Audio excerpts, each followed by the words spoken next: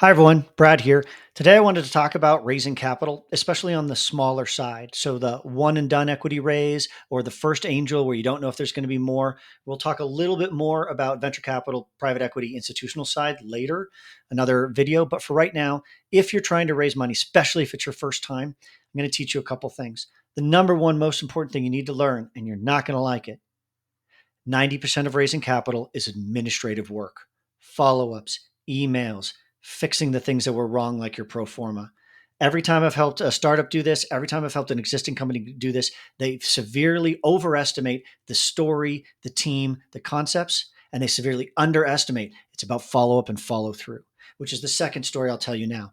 You want to approach this like a salesperson, like any salesperson. You have your pipeline, you have your messaging, you have your product, you have your delivery, and you need signatures.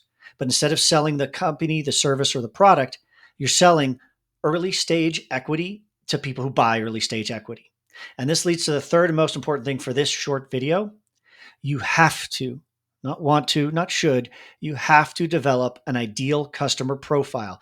ICP, the same as a salesperson would do. If you don't know how to do this, go to your salesperson. If you sell your own product or service, think of it the same way. You need a CRM, you need an ideal customer profile. For things like, I'm helping a climate change reg tech company right now. What's their ideal customer profile? Somebody who cares more about the mission than the return, but the return is a sine qua non, without which not. I'm also helping another company raise money. They're SaaS and enterprise. They're selling to venture capitalists. All they want to know is, what's the chances this thing can be a unicorn?